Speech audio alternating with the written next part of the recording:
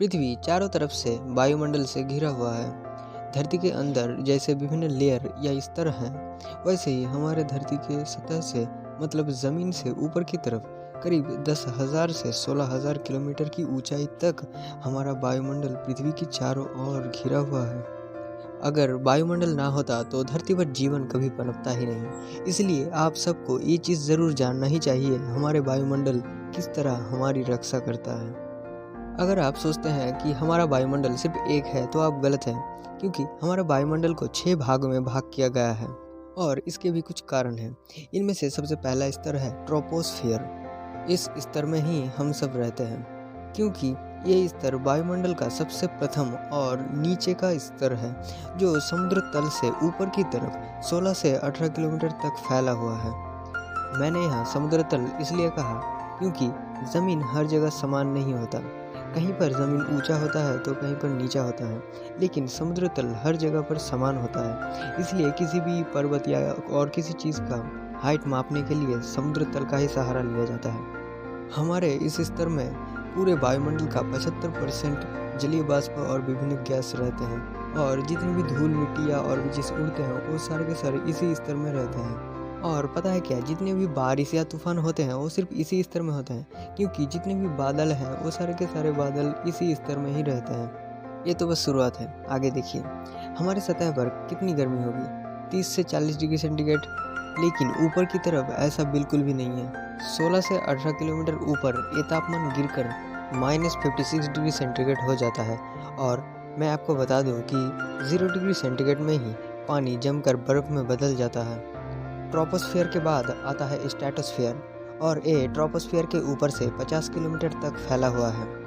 यहाँ पर ऑक्सीजन या वायु की परिमाण बहुत कम है। जलीय वाष्प और धूल के कण ये सब यहाँ पर नहीं होते हैं। और जैसा कि मैंने आपको बताया था, जितने भी बादल या बारिश और तूफान होते हैं वो सिर्फ ट्रोपोस्फियर में ही होते हैं। इसलिए इस स्तर में ऐसा कुछ भी देखा नहीं जाता है। इसीलिए ये स्तर पूरी तरह से शांत होता है। इसी कारण से जितने भी जेट प्लेन होते हैं वो बहुत ही आराम से बिना किसी बादल या बारिश के झंझट के आराम से चलाचल कर पाते हैं। इस स्तर के ऊपर का तापमान 0 डिग्री सेंटीग्रेड होता है। इसके बाद आता है मेसोस्फियर, और ये स्ट्रेटोस्फियर के ऊपर से मतलब 50 किलोमीटर ऊपर से 80 किलोमीटर तक फैला हुआ है पूरी दुनिया में चारों ओर। इस स्तर के ऊपर का तापमान फिर कमते कमते -93 यानी कि 93 डिग्री सेंटीग्रेड हो जाता है। इसके बाद आता है थर्मोस्फियर, और ये 80 किलोमीटर के ऊपर से 500 किलोमीटर तक है। यहाँ पर ऑक्सीजन का कोई भी अस्तित्व ही नहीं है।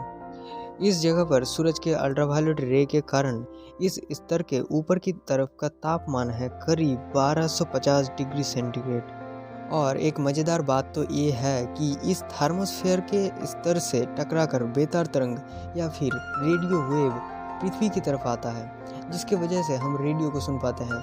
और साउथ पोल और नॉर्थ पोल में यानी कि उत्तर और दक्षिणी ध्रुव पर इसी स्तर के वजह से अरोरा दिखाई देता है। इसके बाद 5वें नंबर पर आता है एक्सोस्फीयर, जो कि 500 किलोमीटर ऊपर से 750 किलोमीटर तक फैला हुआ है। यहाँ का तापमान सुनकर आप चौंक जाएंगे। पिछले स्तर पर जहाँ पर 1250 डिग्री सेंटीग्रेड था, यहाँ पर 1200 से 1600 डिग्री सेंटीग्रेड तापमान है। सोचिए, इतने गर्म तापमान पर अगर कोई इंसान चला जाए तो क्या हाल होगा उसका। और इन सब के बाद आता है हमारा मैग्नेटोस्फीयर, जो कि हमारे दुनिया के सबसे ऊंचाई पर है। सच में, क्योंकि यही तो है वायुमंडल का सबसे आखिरी स्तर, और ये फैला हुआ है एक्सोस्फीयर के ऊपर से मतलब 750 किलोमीटर ऊपर से 10,000 से 16,000 किलोमीटर तक। वैसे इन सब के अलावा भी एक और स्तर है, जो अगर ना होता तो शायद आज हम नहीं होते, जो स्ट्रेटोस्फीयर और मेसोस्फीयर के बीच पर 30 किलोमीटर तक फैला हुआ है और बना हुआ है पूरी दुनिया का सुरक्षा कवच। जी हाँ, मैं बात कर रहा हूँ ओजोनोस्फीयर या ओजोन लेयर का, जो आज ख़त्म हो रहा है और इसका बहुत ही बुरा प्रभाव पृथ्वी के ऊपर पड़ रहा है। और एक चीज़ पता है आपको, हर 1 किलोमीटर ऊपर की तरफ बढ़ने से वायु की तापमान 6.5 डिग्री सेंटीग्रेड करके कम जाता है। तो इस वीडियो को देखने के बाद क्या आपको कुछ नया जानने को मिला? देखने के लिए आपका बहुत बहुत धन्यवाद। Thanks for watching.